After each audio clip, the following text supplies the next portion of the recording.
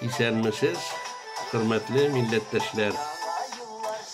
Sizni min ihnas көңелдән Яңа ел бәйрәме белән кайнар котлыймын. Бүген 31 декабрь. Менә узакламай Яңа елны каршы алачакбыз. Мин сезне шул киләчәк 2021 ел белән кайнар котлыймын. Җир өстенә аклык, паклык алып килгән Яңа ел бәйрәме котлы булсын. Киләсе 365 көндә бәхет, шатлык кына китерсен. Аткан таңнарның барысы да алсу булсын. Тормыш юлларында шатлыклы очрашулар, бәхетле елмаюлар, куанычлы мизгелләр күп булсын. Әкрен генә йомшак карлар ява.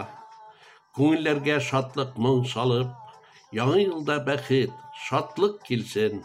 Кышкы бураннарга уралып, күңелләрдә шатлык ташып торсын. Сагышларга урын калмасын. Алда туар көннәр якты булсын. Ходай кайгылардан сакласын. Барыгызны да киләчәк яңа 2021 ел белән дуслар.